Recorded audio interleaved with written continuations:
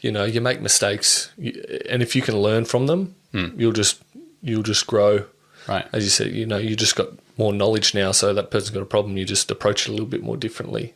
Same thing as footy, like, you make mistakes, you learn, as long as you're continually growing.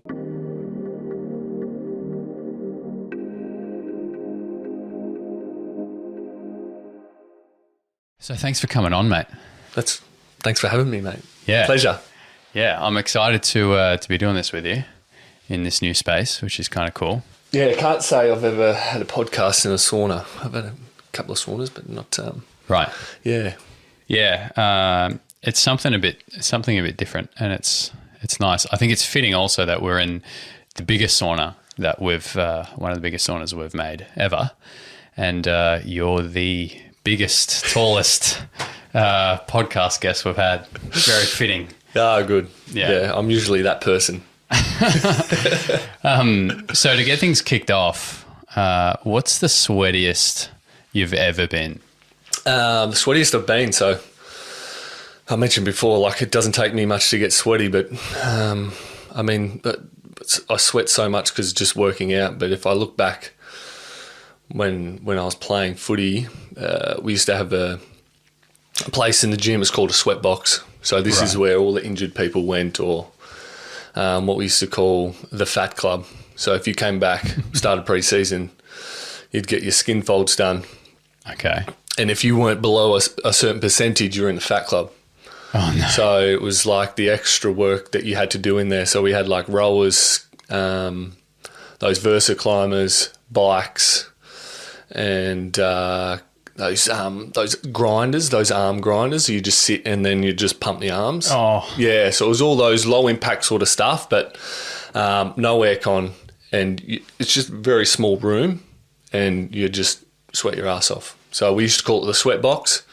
And before pre-season start, if you got in a fat club, you'd be there every single day. Doing an extra session. So they're some of my sweatiest times. I was in the fat club 1 year. Unfortunately, I just had shoulder surgery, and then I came, and I was trying to put on weight, but after just having shoulder surgery, you're not doing much. Right. So, but I was still eating. So I learned a valuable lesson then. I bet. What's the percentage, like, they measure your skin folds? Is there like a percentage of body fat that if you're over, you're in the fat club? Yeah, so we did the calipers. Okay. So you did 7 points. Yeah. I'm trying to think. I was around, I think the lowest I got maybe was mid 40s. Yeah. I can't remember exactly the percentage of what that meant, but yeah, that was just the reading of what they gave you. Some players were ridiculous, down like mid 30s. That's like guys that had no fat on them whatsoever. Like 10% or something. Yeah. No, that's like 7%. Okay. Yeah, like ridiculous. And then you'd have, the bigger guys come from different cultural backgrounds, and their genetics are, prone to hold more fat. So, they could be up around the mid 65s. Yeah, so 65, 70, But yeah, I think the club probably wanted you, no more than the mid 50s. Right. I think. It's a long time ago now, but... Is that always pre-season? It was during the year, but it was very prevalent, and we got tested a fair bit, pre-season. Yeah. Is that what it's like? I've never competed at like professional level. Is it just kind of ruthless in that sense of like, oh, okay, you're fat. Okay, you just have to do all this extra work now, or you struggle in this area, so you just got to go and do all this extra work. Like, there's no question. That's just what you need to do. Essentially, yeah. Right. There was no, what was your excuse? Right. Do you know what I mean? If you were in your last game, or the last time you got tested the year before, if you were, 55 and then you come back at 65, what's your excuse? Right. I'm not sure. Because if you're still eating well and doing the training that they provided, there's no excuse for you to be up around where you are when you came back. So it's like, well, you obviously weren't eating right, or you weren't, doing all the training that you were meant to be doing.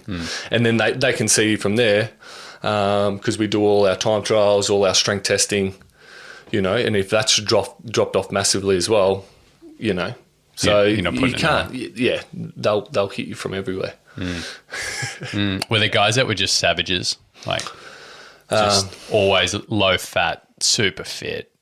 Yeah. Like ripped. my business partner Matt, he didn't do much weight training. He'd look at a pair of dumbbells and get massive. You know what I mean? Yeah. Or another guy like Brett E, but he's exactly the same. You know, they had like separate programs to all the other guys. You know, they were like huge mesomorphs. And they couldn't get too bulky, otherwise they wouldn't be able to run as far, wouldn't be able to run as fast. So they had the general strength and the muscle on them to not have to, you know, max out on their bench presses and squats and stuff. They didn't have to. Do you know what I mean? So, but guys like me, they're all tall, really high metabolism guys would have to, you know, 4 times a week strength training. Yeah. You know, it would be like a huge priority. How many calories were you eating a week or a day? No, I never counted calories, but it was a lot. So, for example, for breakfast, I'd have 6 Wheat Bix with milk and a banana on top with honey, and then 2 pieces of toast and a litre of water. Okay. That was my breakfast. Right. Yeah. So good morning. Yeah, good morning. I would have spent so much money on food when I was playing footy. So much money because I'm literally trying to stay the same weight. It's not like there was, you know, obviously trying to put on weight, but it was so hard to do during pre-season. You could probably do it during the season because, you know, your volume's not up. You're just concentrating on playing games, right? That's all you're doing. You're recovering and playing. But you don't want to put on weight when you're playing. Do you know what I mean? You want to stay the same. Otherwise, imagine just putting on a, you know, 2 or 3 kilo pack while you played footy. So an extra 2 or 3 kilos. You think about that for 2 hours. That's a lot of weight to carry around. Yeah, you know what I mean. So you want to be able to stay the same weight that you had all the way up through pre-season. Yeah. So, man, I at the start of the year, I went away and did a water fast for 30 days, and came back from that. I was 5.5% body fat, and like no muscle. Yeah, muscle was gone. Like glutes, goodbye, right? And it was like 2 months after being back, I put on a friend bought me a weight vest. Yeah. I put on a weight vest and it was 7 kilos. Right. And I was like, oh, it's 7 kilos. Like, it's not much. It's not much. I lost like 10. I can walk around with 7 kilos on, you know, no worries. And I went for like a 1.5K walk. And by the end of it, I was knackered. Right? Because I'd put all this weight back on, which I no longer had the muscular system to support. I was buggered, man. Like, all in my neck, like my traps, my lats, my legs, my knee joints were all just like really buggered after that walk. So I guess it would be a similar thing where if you've put on 2-3 kilos and you're running around for 2 hours nonstop, you're just lugging all this extra weight around. That's right. Yeah. Right. Yeah. Might not feel much to start with, but then, you know, probably after the first quarter, you're like, oh, okay. When you were doing these sweat box things, was that in like a room? Was it extremely uncomfortable? It was just like you'd call it like a dungeon. Like there wasn't much to it. It was just like a square box, right, with rollers, mainly bikes. We did a lot of bike training and a couple of Versa climbers and those grinder things. And then that was it. And the heart rate screen. Right. Do you know what I mean? Because you had to wear your heart rate monitors. Yeah. We did a fair bit of training through heart rate feedback. So you had to be hitting certain percentages. And so that was literally it. And then just a bunch of dudes who are slightly overweight in a room with some testosterone flying around. Yeah. And then the injured guys. So if you're injured, you can't do impact, you can't run. Oh, but you can do, what I mean? Just come back from surgery. You know, you just had shoulder surgery. You can still jump on the bike and do an hour session on the bike. Yeah. You know, or legs, you can just jump on the grinder or whatever it is. Do you know what I mean? Just all that low impact stuff. Sounds like the pain club more than the sweat. Yeah. The fat club. Yeah, no. And they weren't easy sessions. Right. Do you know what I mean? Yeah. They're absolute grinds, especially when you're staying in the one spot and you can't look at anything, you know? So you close the door, sweat just pouring off you. Yeah, it wasn't fun. But Did you get out of the fat club eventually? I got out of the fat club eventually. Yeah, it was good. But I was busted. Literally, I swear to God, it was 2 sessions a day. I think I had to do in there. Wow. Until I was out of it. Yeah, they weren't happy with me. Right. I had a good finish to the year in 2010. Yeah. I was pretty happy with myself, to be honest. And I had to have shoulder surgery and had that and went back to Melbourne, back home, and thought I was the bee's knees and, you know, let's put on some weight and you know, wasn't eating great food, and then came back and, you know, it was a mistake I learnt. So, Right. but, you know, you got to make those things to learn. Was footy your life back then? 100%. Yeah. Yeah, didn't want to do anything else. Yeah. Yeah, so, yeah, I did like some labouring work before I got drafted. Did some labouring work for being a builder, and you know, but my main focus was trying to get drafted. That was it. You know, And then you did. and then I did. Right. Yeah, yeah. Do you barrack for Port now? No, I don't even watch footy. Really? I like. So that's wrong. I try and watch footy. Yeah. Yeah. So, like, if it's a good game, I'll probably watch the whole thing, but that's very rare. I do try and watch games probably like once a week, and I'll watch a quarter. I'm like, okay, let's change channel. Right. This is boring. Does it bring back up stuff where you're just like, oh, Or sometimes, like, I've had moments where I'm like, oh, I wish I was still playing, but then they go fairly quickly. Because when you look at the whole crust of it, it wasn't a nice time. Do you know what I mean? When you're not winning, the club's not great to be around. right. So What's the energy like when you're actually not doing well, when the club's not doing well? it's shocking. It's, yeah, absolutely shocked. Like, every single day, you know, you got the coaches at you, you're having heaps of meetings, you're doing extra training because the coaches thought that's what you needed to do because you weren't playing well. It was all, you know, those types of things. It wasn't great. But then when you won, you know, or unexpectedly won and you're on a roll, it's amazing to be around if you're playing. Right. If you're not playing, Yeah. and you're trying to get in the team, even then, like, it's so stressful. Yeah. It's hard. What percentage of people who like want to play footy, play at like a VFL or an SAFL level, actually end up playing in the AFL? That's a good question. I have no idea. Yeah, not sure. Probably be a small percent, right? Probably there would be a small percent. Yeah. But eventually, you know, you get to an age where it's not logical that you could get drafted. There's very rarely that guys get drafted or rookied. Usually, if you're a little bit older, mature age, you may get rookied into a club, you know, 25, 26. I think there was Marlon Pickett or something from Richmond a year or two ago. I think he was like 28, 29, I don't know, Right. something like that. Yeah. And he played in the grand final and won it. Do you know what I mean? But he's rare. Yeah. He's very rare. Yeah. I got when I was 20. So I was a couple of years out of under 18s where most players do get drafted until I got picked up. And I still got picked up as a rookie. So I was a rookie for a year, and then I got on the main list after the first year. Yeah. What was the stress like of like not knowing if you're going to be in the team, on the team? Yeah, it takes over.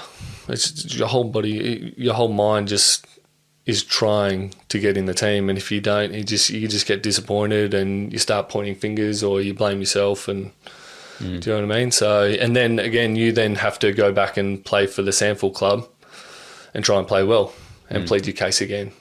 So, and if you don't get drafted again, if the team's winning, well, then you're very rarely getting back in because they want to try and hold and keep the same team.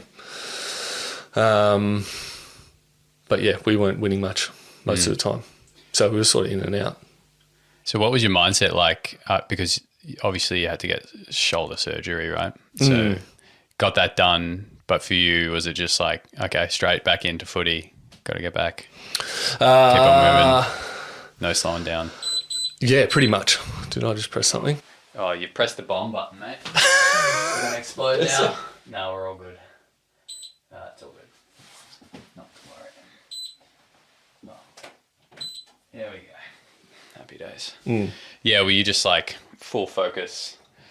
You know, because for a lot of people, getting shoulder surgery or getting a hip replacement, it's like, okay, like, do I need to reconsider a few things in my life right now? Do I need to change anything up?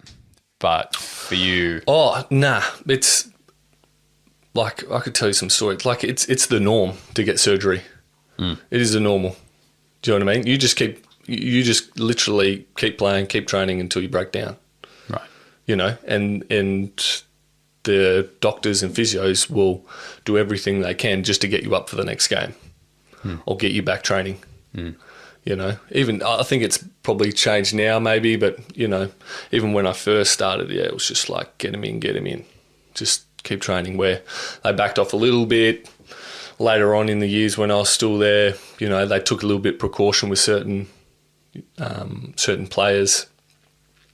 But I had, it's like, I think almost 5 surgeries in 5 years, or 4 surgeries. Okay. So I had like a couple on my hip and 3 on my shoulder. Is that above average? 3, yeah.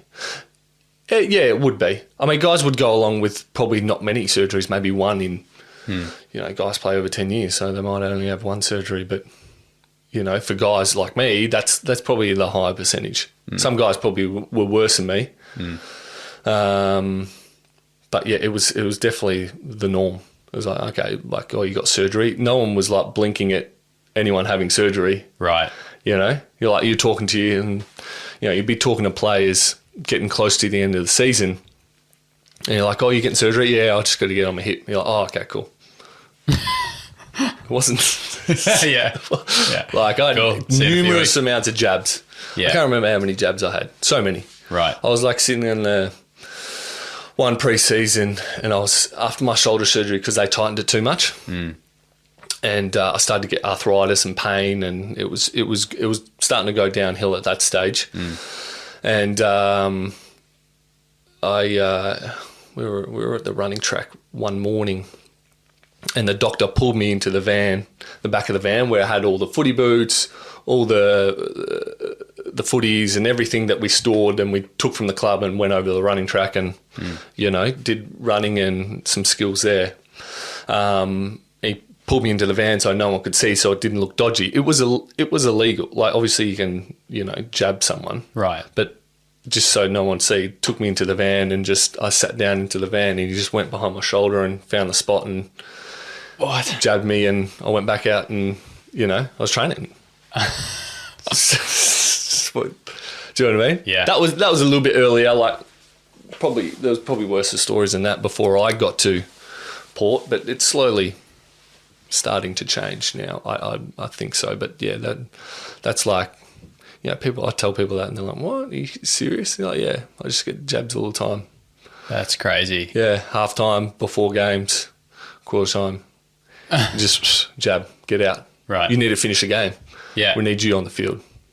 And then you wonder why, like, all of those joints just go downhill. Exactly. Yeah. Yeah, I'm immune to jabs now. Right. Yeah, they just don't do anything. What are they, cortisones? Cortisones. Yeah. Yeah. And I had some Duralane and Synvisc. Right. It's a clear gel, and it acts as cartilage around the joint. So yeah, it's like a real thick gel, clear.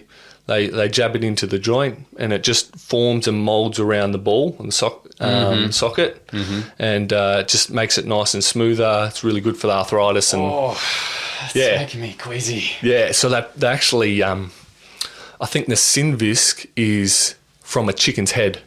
Oh my God. Yeah. They pull it from the chicken's head or a rooster's head or something like that. Something ridiculous. Clearly. Rooster's head. So I thought, you know, of course you come up with that. I don't know. But it works. That's crazy. But now it doesn't. Right. Like after my third one, it didn't do anything anymore. Yeah. Oh, that makes me feel weird. Yeah. So is that going on all the time? Yeah. Yeah. Yeah, all the time. And I guess the focus is so strong on like footy. You're not thinking about what I'm actually doing to my body here. Yeah, no, you're not. Yeah. You're just wanting to win, wanting to play. You earn good money. You know, you want to be the best. You want to be always playing. Because some guys, if you weren't at a certain pay level, like I wasn't on a certain pay level, so I'd get a certain amount of money. I was on like, I don't know, 90 or 100 grand. But then if I played a game, I'd get 5 grand. Right. You know what I mean? So, yeah, you know, there's your incentive to play. Yeah. 2 hours of footy and you get 5 grand. Yeah. So if I did play all the way through the year, I'd earn really good money.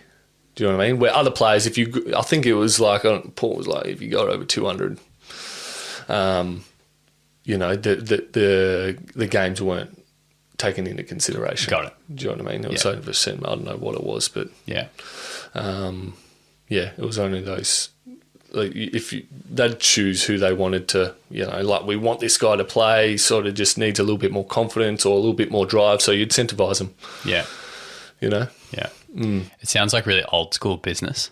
Oh, it's so political, so old school. Yeah. Yeah. Yeah. It's like I took over this business from my parents, and my dad, he'd run heaps of businesses and whatever, and I just think back to like 10 years ago, the way that he was running his businesses, and it's like, it's cringeworthy. You know what I mean? Nothing against him. It's just how it was done. Yeah, that's right. Know? Yeah. All around like commission and, you know, just like bad culture. No one's supporting anyone else. Yeah. Just everyone's just sorting themselves out. You know, it's just like, I can't be around that. Yeah. Yeah. That's right. It's toxic. Well, you look at like when I first went there, for example, and this is like, as you said, it's not just from footy, it actually carries on to all businesses. You know, it just shows the evolution of human beings and, you know, where we're trying to get to.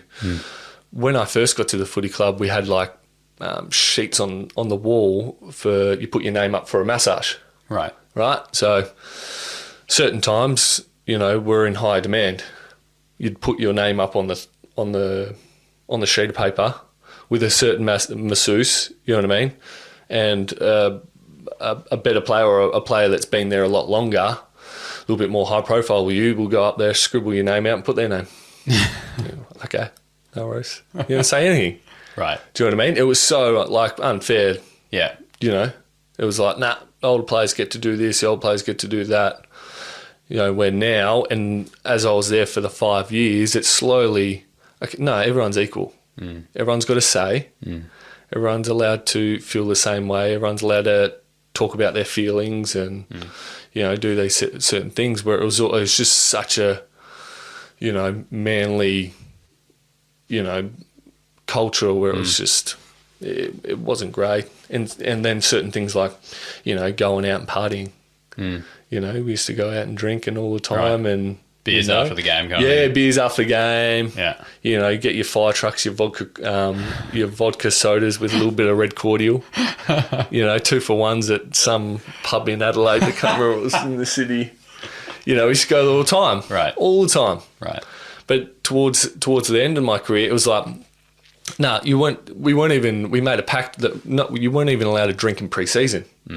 This is like just on the weekend, no one's allowed to have anything.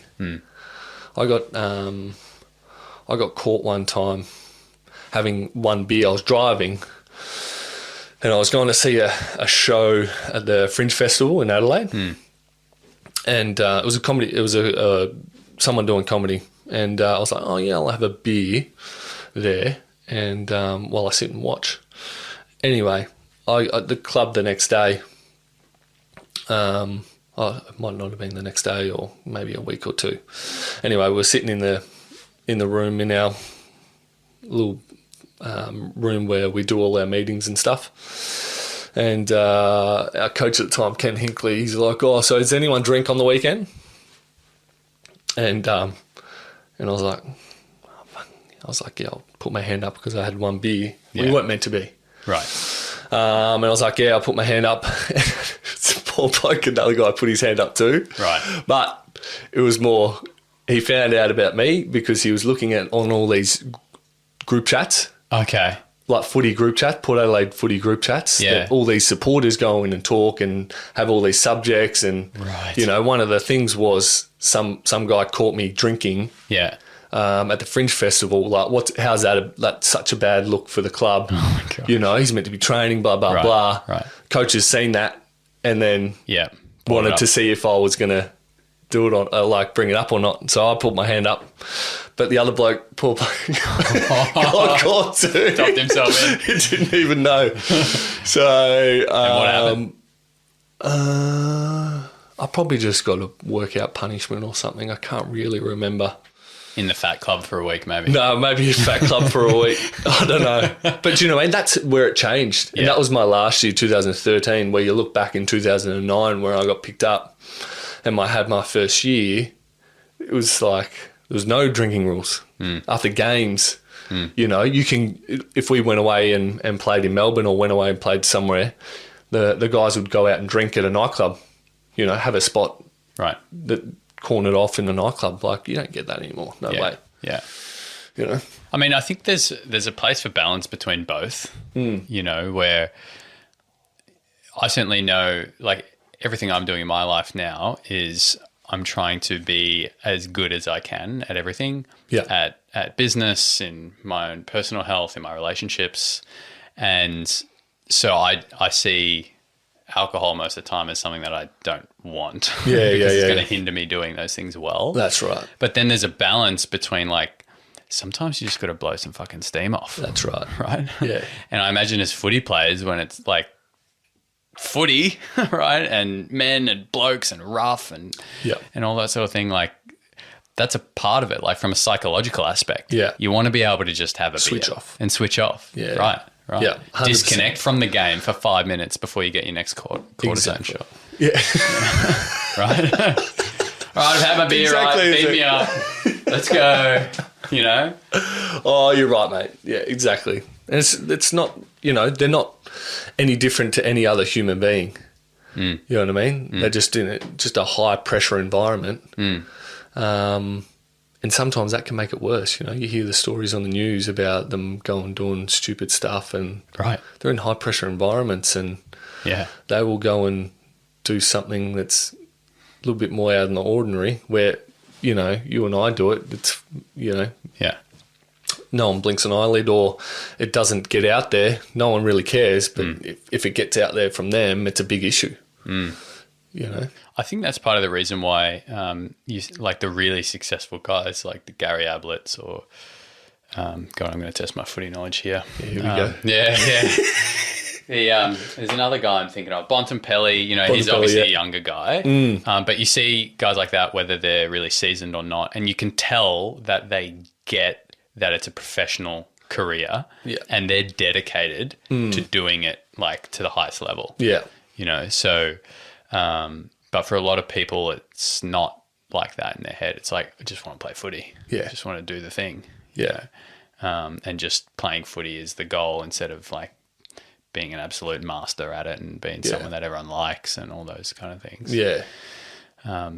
But yeah, I actually like to see when there's guys like younger guys like Bontempelli coming up and they are so professional and they just understand like the whole game, like the game, but then everything outside of the game. Outside, Yeah. I think it's kind of good to see, but yeah, sometimes you just got to have a beer, man. Yeah, I know.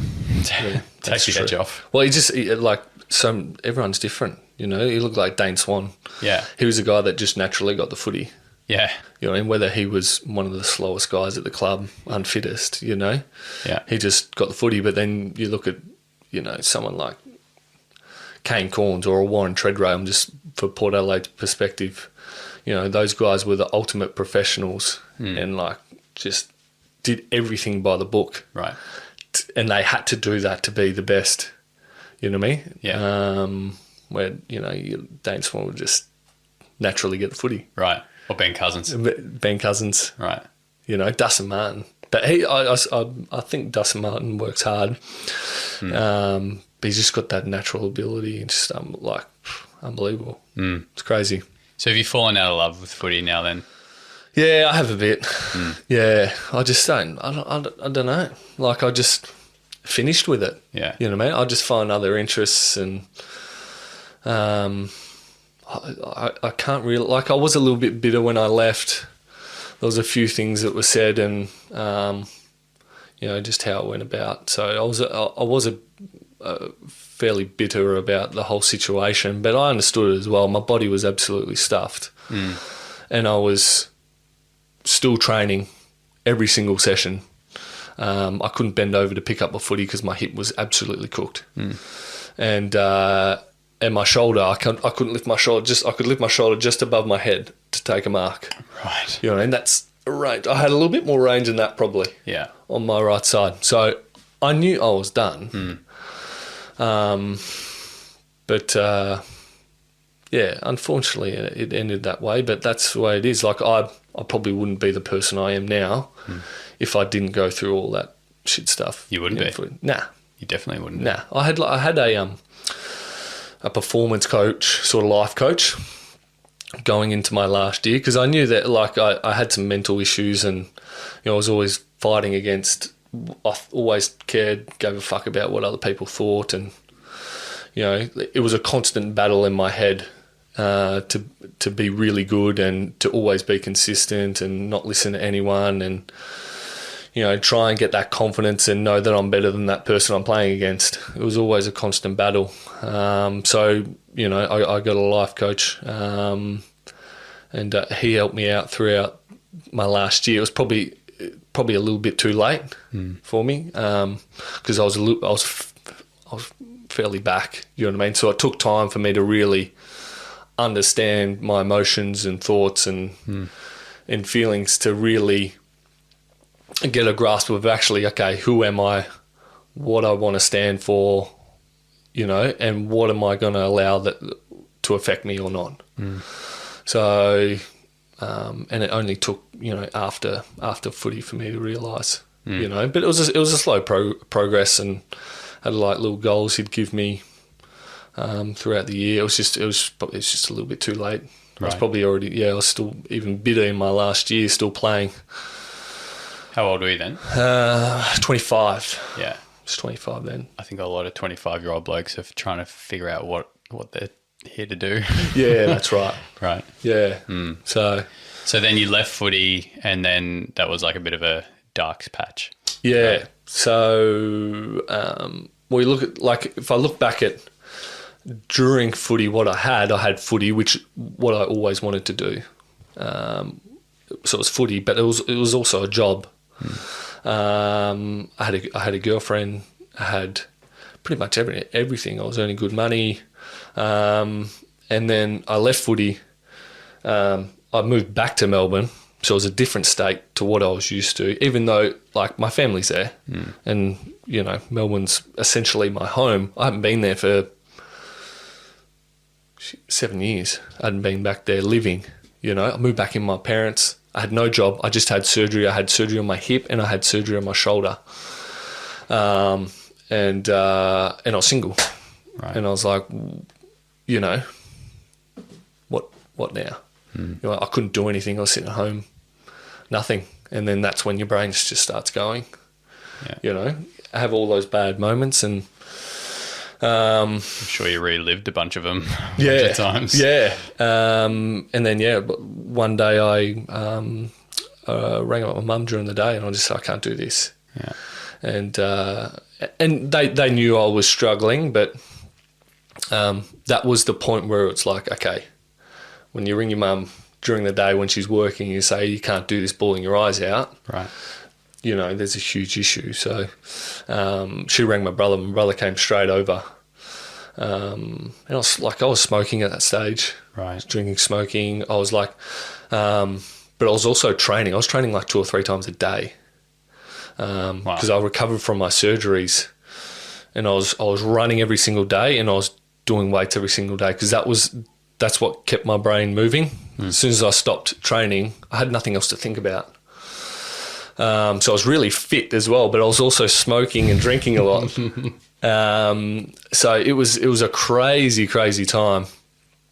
My mum came over, and then I went and saw the doctor that afternoon or the next day. He put me on medication, and it sort of just slowly progressed and got better from there, to be honest. The medication helped, but it was, the start of it was me, you know, calling my mum and saying, I can't do this. Do you know what I mean? Because, like, I used to break down in front of mum and dad and do all these things, but, like, we never spoke about the depression. Yeah. They were just there supporting me, and you know what I mean? But you actually need to physically talk about it to then move on from it. To release To release it as well, because it's all just built up. Yeah.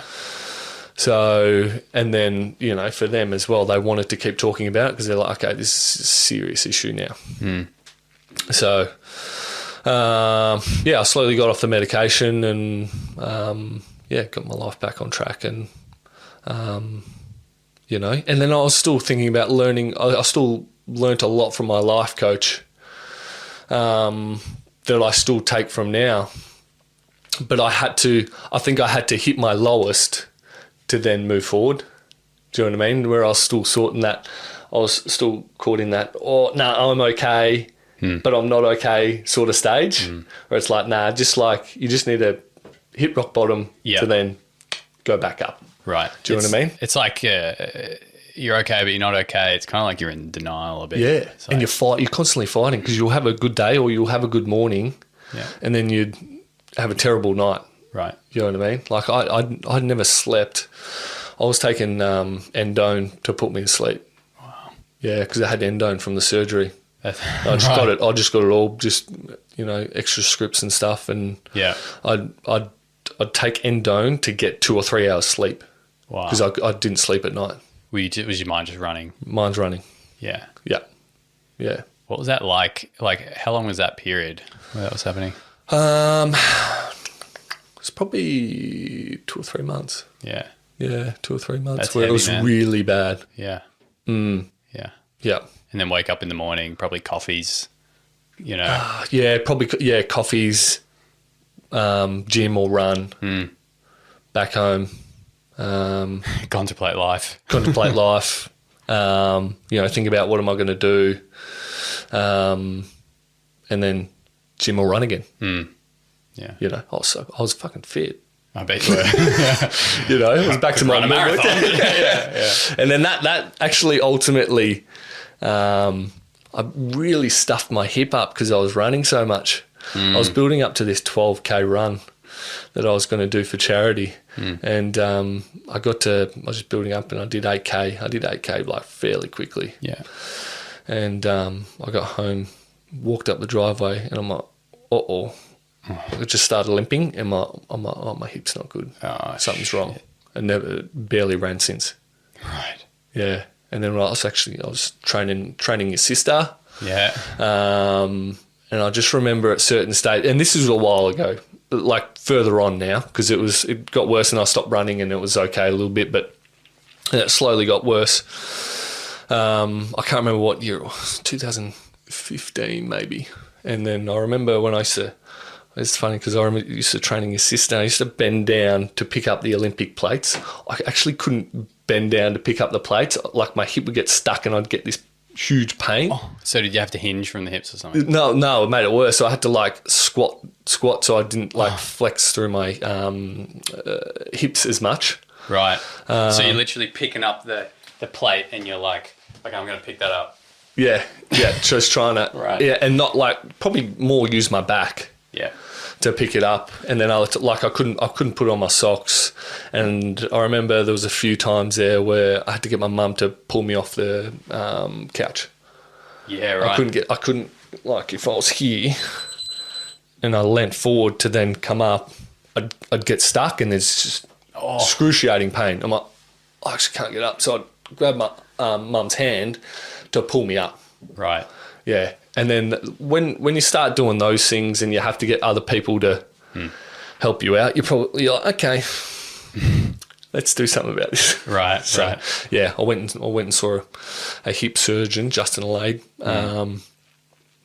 and he's like, yeah, you know, you need it. It's up to you how long you want to keep pushing through the pain, but you need a replacement. Yeah. So did you get what did you get replaced? The whole ball and socket. Yeah. Yeah. On one side. On one side. Yeah. Yeah. On my left side. Yeah. Yeah. How do you go lunging with that now?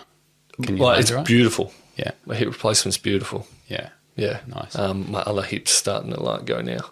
Yeah. Okay. I can feel that a little bit. My right shoulder needs the replacement, but I'm just trying to hold on to that as long as possible. Bloody oath. Yeah, because they're difficult. They're difficult to do, and they're a little bit longer recovery. I've heard some pretty amazing stories of people doing extended fasts and helping with like ruined joints. Oh, really? Yeah. Yeah, right. Just because it's a complete state of rest. Yeah, And your body goes into repair mode. yeah. Hardcore. Got you. Yeah, right. Yeah, people who need shoulder replacements fast for 21 days and come out of the other end and don't need one kind of thing. Yeah, right. Significant, yeah. Interesting. Yeah. I'll have a look at that. Yeah, maybe we should talk I more about don't reckon I could do that, man. Jesus, I can't go 2 hours without eating. Yeah, I used to feel the same way, and then over time, yeah, you realise you can. Definitely can. And for some people, some people really don't want to get surgery or something, Yeah. whether it's for a joint or for cancer and these really nasty things, or skin issues, you name it. Fasting can really help. Yeah. 'Cause the body's actually programmed to heal. That's right. It knows what to do. Yeah, that's right. It creates its own stem cells to repair and do all these things, but it's a commitment. Yeah. Not eating for 21 days. Yeah, Jesus. I've committed a lot in my time, but... What was it like when you rang your mum and you said, like, I'm done, like I need help?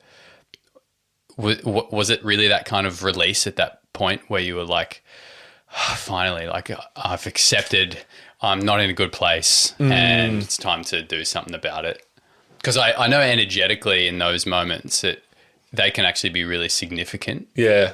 Where you've been kind of trying to figure this thing out. And then finally, for us, especially us blokes, to admit I need help and I need someone else to help me. Yeah. That's a really big thing. Absolutely. And I imagine that after that, it seems like that's when things started to turn around. Yeah, you're right. Yeah, it probably didn't happen straight away because I was feeling like just so much pain. It probably happened probably 2 or 3 days after I saw the doctor. Yeah. And I could see where, like, when you're in depression, you can't see the end or you can't see beyond. You're just looking at how you feel right then and there in the past.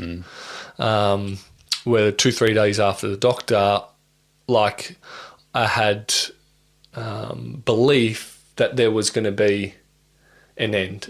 So, like, I could see the future and I could get out of this. Where when you're in that depression and you're in that state, you can't see that at all. Right. So all you're seeing is right then and there and how you're feeling, and that's why people, commit suicide, because they can't see any future, can't see themselves getting better. No path forward whatsoever. Yeah. And then that's that's what happens. But if you can see it, and you can feel yourself getting better, and know that if you get through this is this is how you're going to feel. Yeah. That's when it can start to turn for you. And how long after that was it when Jimmy Squats started becoming a thing? Jimmy Squats was 2016. We opened around mid 2016 in July, so coming on almost 4 years now. But we had talks end of 2015, around October, November, about it all. And then it took us a fair while, like, 3 to 4 months to find a studio or a site to open it up. So it was year and a half, over a year and a half after it all. Yeah. So I was doing some building design. I was studying that, and I was studying my PT. I finished the PT like fairly quickly, and then was concentrating on the building design. And then I was like, okay, let's start do some one-on-one stuff and small group training. So I started that in the back of the parents' outdoor undercover area. Yeah. And then went away with my wife now, but was girlfriend, overseas to Europe, and then he came back and got talking to Cam Falloon, who's the CEO, founder of BodyFit Training, Jimmy Squats, as you want to call it. And he came to, my business partner and I met October, November 2015 with the idea, and said, guys, we want you to open up the first few or whatever one, and let's try and see. I think this has got some legs. We saw the gap between the CrossFit and the F45. That strength and conditioning, bringing some of the workouts and the low impact stuff that we used to do in footy with the heart rate systems and so forth, and bring it to the general public. Do you know what I mean? And then find that, okay, you want to train like an athlete. This is, where for you. Yeah. So that all round fitness, functional fitness level. Yeah. That, not only are you going to be strong, but you're going to be super, cardio fit. Yeah. So that's where we're like, oh yeah, there's a gap in the market. Well, Cam thought it, and then he came to us. Yeah. So yeah, we opened it up, went really well. It was an absolute grind, and it's evolved since when we first started. It was called Jimmy Squats. We had maybe six programs. We've now got 12 programs now. Taken some programs out, added more in, just evolved it over time, made it better, put more equipment in, changed types of programs slightly, and, it's turned into what it is. Yeah. Yeah. Do you see the world a bit differently now that you're in business owner mode compared with like footy player mode, where you were kind of like the product when you were a footy player, whereas now you're creating the product and distributing it? I still feel like I do get heavily involved. If I get real passionate about something, it's like, I'm really focused on it. So hence why I think why my business partner and I are very successful, because we do have that passion and determination and focus, to always be better. We're never happy, when the gyms are absolutely flying, we're still thinking, how can we get better? Yeah, that's like business owner mind. Yeah, so it's right. We never lost it. I think I've just grown as a person, and just look at things differently now. Not take things into heart. Don't give a fuck about what people think. And then that just helps. I think that's actually when you do your best work. Yeah, 100%. Yeah. When you start like just expressing yourself more through your business and caring a little bit less. You actually care more about your clients. Yeah. But you don't take so many things to heart. That's right. Exactly. Kind of frees you to just look at the business as a business. Yeah. I certainly know that's true from my perspective. Yeah. When I started running this thing, it was like every little thing I cared so much. I was like, oh my God, that person's got a really small problem, but I care so much. I want them to love it. And I still have that now, but it's being able to sort of separate a little bit. And it actually allows you to be a better business and actually add more value to your clients. That's right. So stuck with all the little things all the time. But it's the same, you make mistakes, and if you can learn from them, you'll just grow. Right. As you said, you just got more knowledge now, so that person's got a problem, you just approach it a little bit more differently. Same thing as footy, like, you make mistakes, you learn, as long as you're continually growing. I know when I'm feeling really good just personally myself, because, everyone has ups and downs and feeling shit for a day, or, feeling better on a better day. When you feel like you get in the zone, I don't know if you feel the same thing, you're in the zone, you're feeling really good, everything's happening outside of your life, you're still working the same amount, and the energy you're putting in is the same if you look at both sides. But when you're feeling really good, things just naturally just happen, and you're just like, what? Right. I'm on a roll here. Do you know what I mean? Same thing as footy. I felt the same thing. You're just on a roll, and you're like, just everything's just working. Everyone just falls into place. Yeah. But then there's the other stage where it's like you're working the same amount or even harder, but things aren't going as well in your life, and you just don't feel as good, and things don't click. It's like, and it's like, why isn't it working? I'm working the same or even harder, Do you know what I mean? I'm doing all these things. What's happening? Yeah. You know, do you feel Sometimes that? there's like some resistance there. You know? Yeah. Yeah. Yeah, absolutely. So I think sometimes you're just like in flow. It's why I always put health first. Yeah. Because I find if you look after the physical body, this beautiful thing we've been gifted, right? and you honor it, you feel better. Your mind is in a better place, right? And I feel like when you do that, things just happen for you more. yeah. You know, that's why I always prioritize looking after myself and my mental health and everything that is health, which isn't just the physical. Physical, yeah. Yeah. And from that, then I feel things happen for me more regularly. Yeah. Instead of everything seeming like it's getting in the way. Yeah, in the way. You know? Yeah. But yeah, you definitely still have those days. Yeah. Where you're like, oh, not much has gone right today. That's it. Oh, this week's been shit. Right. I mean, the last 2 months for you, I imagine, have been somewhat a bit like that, given COVID-19 and everything like that. Yeah, it's been a struggle. To be honest, personally, I've quite enjoyed just the taking a bit of time off. Yeah. And relaxing a bit. Yeah. But it's a bit of a scary time because I wasn't too much scared going into COVID. It's just what was the world going to be like after it? How affected was everyone going to be? And you know, because we're always worried about, like, when you've been in the industry for years, a lot of the time, a lot of people's thinking, which is unfortunate, but if you lose money or you lose your job or you're not saving as much money, your first thing to go is your gym membership. Yeah. You know, and if you're paying that higher price bracket, so it's not just a 24-hour pay $10 or $15 a week and go do your own, where, you know, really $55, $65 a week.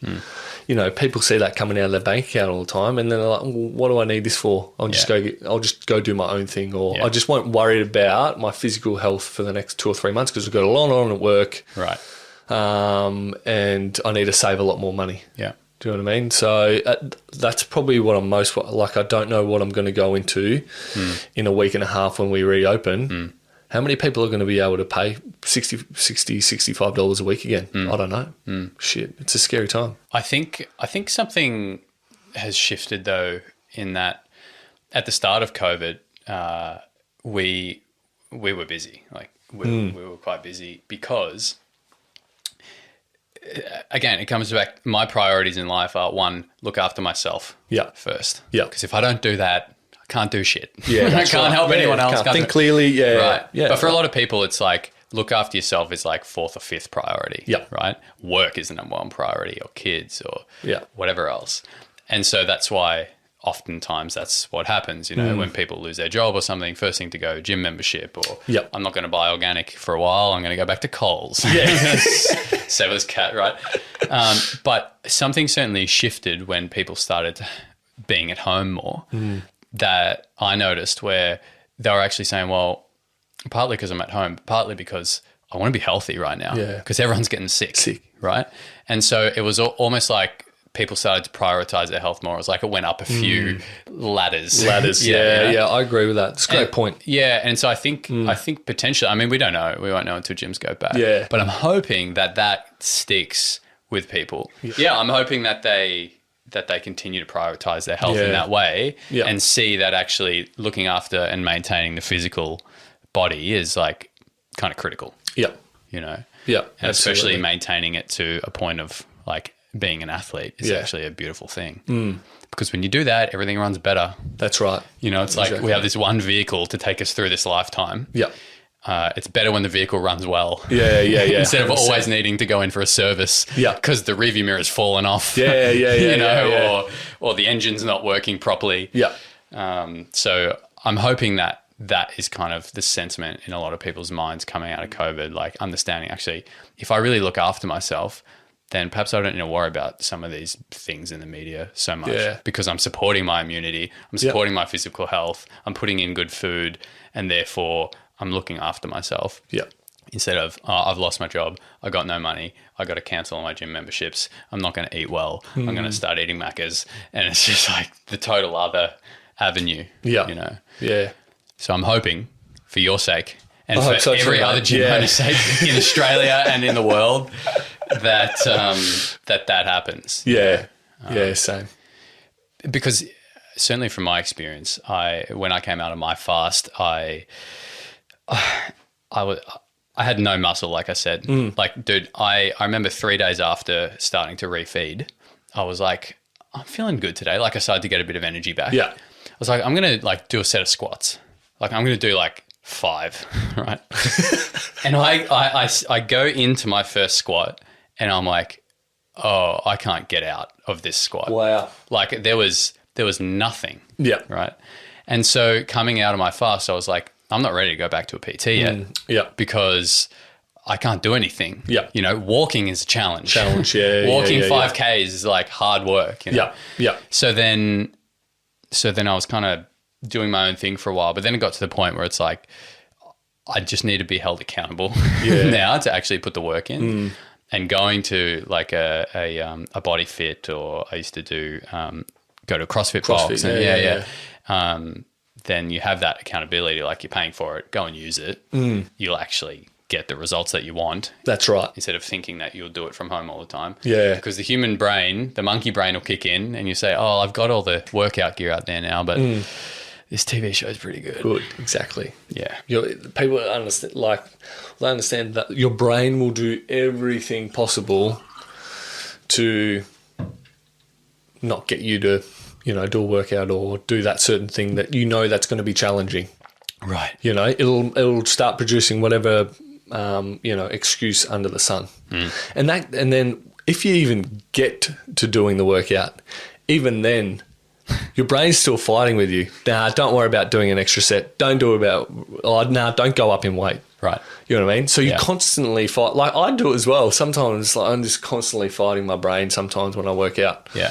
I'm like, no, I'll just wait a little bit longer till I do my next set. Do you know what I mean? So it's like, even if you get to the workout, you're still, at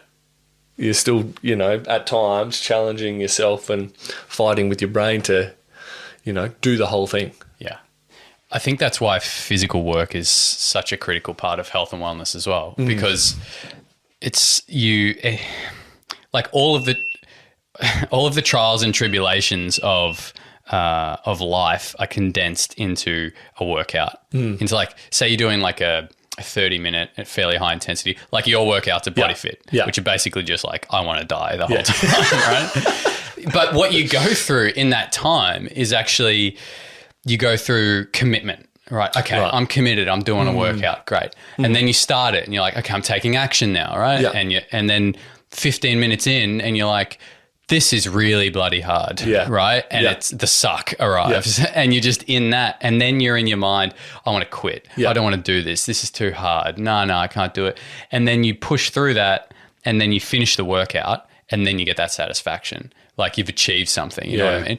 And like, if you stretch that out, like that sequence of events over a year, right? That's what you go through in life if you're in business or in relationship, whenever you commit to something. Yeah. And so when you do that in a physical sense in such a short period of time, you get used to that process. That's right. Of like commitment, doing it, gets hard, get through it, success.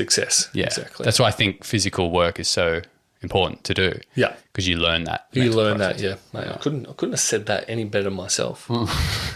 Yeah. I was wondering how you were going to finish it. I was like, okay, now I get it. I see where he's going here. You know what I mean? Yeah, I love it. Yeah. I can see that. Yeah. But that being said, doing some of your workouts sometimes is uncomfortable. Yeah, well, that's they're supposed to be. We have a good balance, but they're meant to push you, and as you mentioned, like, you constantly have those challenges throughout the workout where we feel like when you come to us, the workout's already there. There's people around you, they're doing the same thing. It makes it easier to commit to that workout. Right. Do you know what I mean? You're like, I don't want to give up because that person next to me is still working, or 100%. Do you know what I mean? So I think that, a lot of people, I always talk to people and they're like, I just love it here because I know that I just go to work. It's a real high stressful job, and I don't have to think about during the day about what am I going to do today? Like what workout am I going to do? I have to do, like I can just go to BodyFit Training or BFT and do their workout, and I know I'm going to get a good workout and it's good for me. Do you know what I mean? Get good trainers. It's a release. Got really good people that go there. So, you know, it's really sociable. It's a nice community. So you get a bit of everything. You know, for a lot of people, it's their outlet, you know, because they could be having the terrible days at work. You know, they hate their life at home or whatever it is. But when they come to us, you know, we make them feel good. They get a good workout. You know, it's their release. Good vibes. Yeah, really good vibes. Yeah. So what are you doing what's your workout regime at the moment? I'm taking up a little bit of running, to be honest, but not haven't much. Learnt your lesson? No, I haven't learnt my lesson. But I'm actually trying to help one of my friends set some goals. So I'm just running with him 3 times a week. Other than that, just strength training. So I'll do like just a strength day, just our basic compound movements. Squats, lunges, bench, deads, rows, and then my other strength days will be hypertrophy or strength endurance. So lighter weights, high volume, Fat club kind of stuff. Yeah, fat club. You know, a lot more calories burned. Just those accessory movements. Yeah, and then I'll probably do like a mixture of strength. I try and I try and stick to the strength, the hypertrophy, the running, cardio. I do a lot of boxing. I'm lucky, very lucky to be able to still throw a punch with my right arm because I can't. It's all overhead. Sometimes if I do box too much, my shoulder does ache. But I know it's not getting any worse. So I know that I'm still able to box and not get any worse, and I'm like boxing's my release for me. So I really enjoy that. You'd be deadly in the boxing ring. I imagine your reach is... My reach is good. Yeah, I've got some good power. Yeah. I think if I committed to it and did training, I'd love to get in the ring. Back to the cortisone shots, mate. Yeah, back to the cortisone shots. Hopefully they'll work for me this time. But, you know, I've still got that competitiveness in me, so it's always you're wanting to, you know, you still got that feeling like I did back in footy, so it's still there a little bit, but I don't know, you got more important things to worry about now in business and stuff, and if I took away my focus, you know, the business might not go as well, so, but it's definitely my release. I think that's actually a beautiful thing about business, though, is that it's an intellectual sport. Yeah. And you have that competitiveness, you know, that nature about you, which is why you guys have been so successful. Yeah, correct. You got to have that. You kind of got to want to win a little bit, you know. Yeah. Whether that's ego-driven or not. It's nice to win in business and in life, and, you know, it's good to have success. Yeah. You know, and to bring that in. Yeah. Yeah. Yeah, nice. And what's your sleep like nowadays? At the moment, I'm sleeping like a log. Yeah. From about 9:30 to before I started doing the outdoor sessions, we can now do outdoor sessions. I was getting up at probably like 7. Yeah. So 9:30 to 7. So that's like pretty good. 10 and a half hours sleep. Outdoor session. I'm trying to get up a little bit earlier now, just to start getting back into routine. Because once I have to get up at 4:15, it'll just hit me like a train the first week. So I'm slowly taking them back. I get up about 5:50 when I'm going to do some outdoor classes. We start at 7, so I'll get up at 5:50, have some breakfast, and head on out. You going to bed earlier? No, I'll go to bed still 9:30. Yeah. I still feel okay during the day. Like I'd nap almost every day when the businesses are churning and, you know, working really hard. I'd have a 15-20 minute nap probably every day just to get through. When we are open and the business is churning, I probably go to bed hop into bed at 9:30. You know, I'll fall asleep fairly quickly, but then I'll get up at 4:15. So, you know, that's 6.5 hours I get when I'm when I'm in full, full swing work mode, which is a fair difference. That's like 4 hours a night. Difference. It's significant. And I can tell the difference. Like I'm thinking more clearly. I can train better. Yeah. It's just I'm not feeling tired. I don't have to nap. My mood's a lot better. But that's probably one thing I've taken away from COVID is the appreciation of sleep and how much it affects you. But at times I don't have a choice. You know what I mean? When you've got so much money to pay back, you got loans and, your business, your staff member can't. Yeah, your staff member can't go to work, and and you're trying to be better than you were yesterday. It's hard work, so it takes a bit out of you. I definitely can't. We were talking, my business partner Matt and I. We definitely can't keep going the way you're going. You can't get up at 4:15 every single morning, and not unless you go to bed at like 7. No, yeah, exactly. Yeah. So. Or unless you want to run yourself into the ground. Well, that's right. Because that is always an option. That's an option. If you want to have sleep 6 hours, smash caffeine throughout the day, have naps in the afternoon, eat too much because your hormones are out of balance, you can do that. You can do that. And in fact, it's probably good to do that to recognize you don't want to do that. Mate, exactly what I was talking about. You got to hit your lowest of lows to then move forward. Totally. It's true. But it's definitely a valuable lesson I've learned. I need to get a little bit more sleep and how valuable it is. Sometimes I think, like, why am I so tired? I'd never think, could you get up at 4:15, you idiot? Exactly. Might have something to do with that. Yeah. 3 hours before the sun rises. Yeah, and you have 6 coffees a day. Right. Yeah. And so you can't go to sleep at night. No, I can go to sleep. Don't worry about that. Nice. If people want to get in touch, learn more about BodyFit, how do they do that? I would say, like, I obviously own 4 studios, so Paran, South Yarra, St Kilda and Richmond. Yeah. So we've all got Instagram, social media, Facebook. The easiest way is just go to our website, the main BFT website, bodyfittraining.com. Fairly simple. And then you can just search for whatever studio you like. We've opened...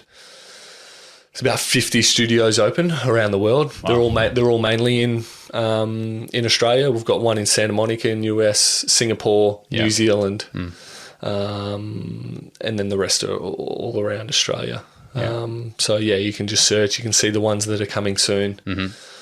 And if they wanted to train with you, with me, if they wanted to train with you, which one would they come to? I mainly.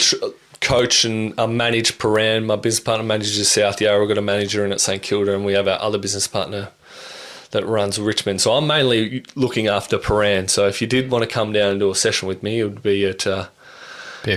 I'll be hanging around the Paran studio, sipping a coffee with red eyes and giving people shit at like 4:45 at 5:30 in the morning. Yeah, love it. And if people want to follow you or learn a bit more about you. Instagram is probably the most social sort of public platform that I've got, which is the Daniel B. Stewart. Yeah. Can't say that I use a lot. I put little posts up here and there, but if you want to contact me, I don't know why you would. But